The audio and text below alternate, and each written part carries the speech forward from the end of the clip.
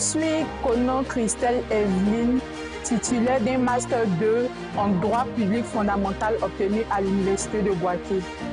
Je suis également admise au concours de la magistrature session 2025. Je voudrais remercier le directeur de l'INFEJ, Lébrine Marie-Léonard, pour cette grande lucane qui nous donne d'exercer la fonction de nos rêves.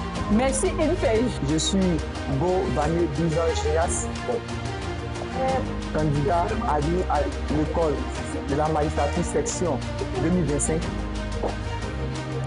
Mes impressions sur le concours étaient que ce n'était pas facile. Depuis le début, nous étions nombreux. À la phase de la présélection, on a écrit, on a prié. Dieu a fait grâce au deuxième tour, pareil. Et au troisième tour, nous sommes admis par la grâce de notre Seigneur Jésus-Christ. Nous lui donnons toute la gloire pour les siècles et les siècles. Merci. Madame Soro Fatimata, épouse Signé, c'est ma fille qui a eu le concours. Et vraiment, je bénis Dieu pour tout ce qu'il a fait. Où je suis là.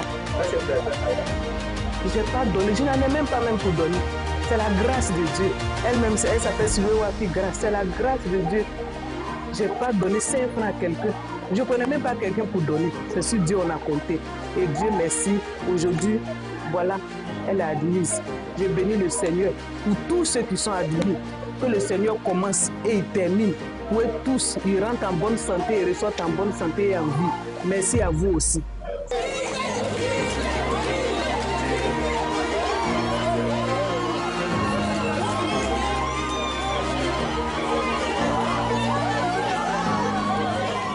Bien, merci, mais écoutez, c'est une impression de joie, une grande impression de joie, parce que les résultats ont été satisfaisants, aussi bien pour la direction générale de l'Institut, pour l'école de la magistrature que pour les candidats eux-mêmes. Le jury a retenu l'ensemble des candidats qui s'étaient présentés aux épreuves. C'est-à-dire que les 109 candidats ont été déclarés aptes à pouvoir suivre la formation du magistrat. C'est une satisfaction, ça veut dire que le premier choix qui avait été fait par le premier jury n'était pas un mauvais choix, puisque ce choix a été confirmé par le second jury et nous en sommes tout à fait heureux. Et c'est l'occasion vraiment de remercier nos autorités, le gouvernement, le garde des Sceaux, qui se battent pour que le recrutement des magistrats soit non seulement de qualité, mais qu'il y ait de plus en plus de magistrats pour animer nos juridictions et renforcer l'état de droit. Donc, c'est une satisfaction entière. Alors, peu de lus, oui, cela démontre de la spécificité de la profession qui doit être exercée. C'est comme la profession ou la fonction de président de la République. Même s'il y a 1000 candidats, il y a un seul qui sera déclaré président de la République. Parce que la fonction est trop importante pour qu'elle soit galvaudée. Et donc, on doit faire un choix vraiment d'une certaine nature pour que les choses se passent bien. Effectivement, si on fait des statistiques de façon générale, on dira 109 pour 2600, 2800, oui, ça peut paraître insignifiant. Mais nous qui sommes dans la maison, nous savons que c'est le plus gros score de magistrats jamais égalé.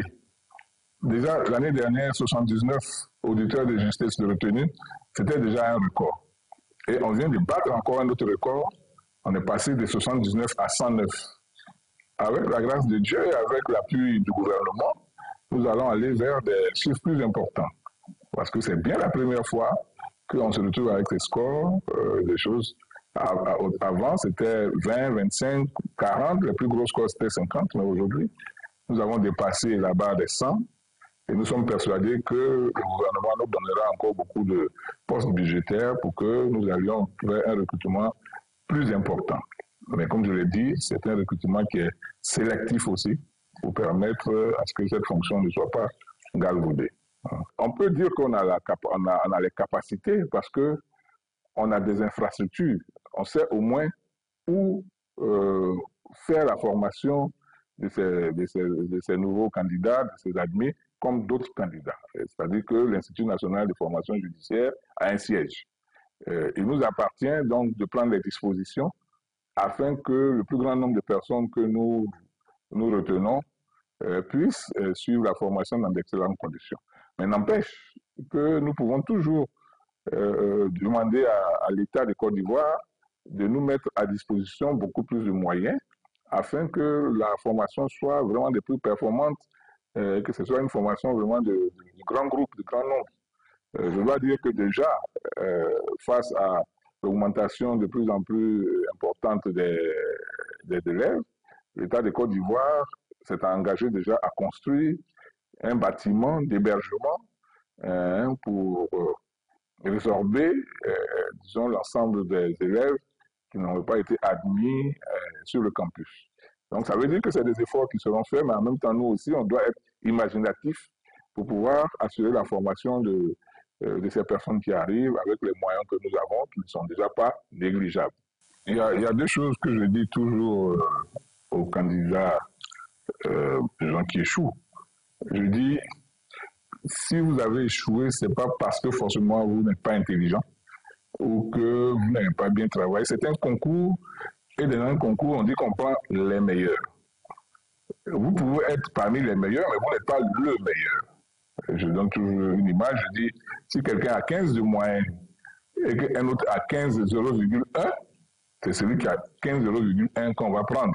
Mais ça ne veut pas dire que celui qui a 15 n'est pas intelligent ou n'est pas chose. Voilà. Donc, moi, je les encourage à remettre le métier, à reprendre leur bâton de pèlerin pour se préparer à ce concours. C'est vrai qu'il est difficile, mais avec beaucoup de persévérance, beaucoup de préparation, on finit par être admis. Et parmi les 109 qui sont admis, il y a beaucoup que vous verrez qui ont fait peut-être 5 ou 6 ou 7 fois même le concours, mais qui aujourd'hui sont à l'aboutissement. Donc, j'encourage les futurs candidats, ceux qui ont échoué aujourd'hui, à ne pas se décourager, à ne pas se dire que c'est trop difficile ou que c'est réservé à une élite. Non, non, non. C'est le travail. Sur le travail paie et la persévérance aussi.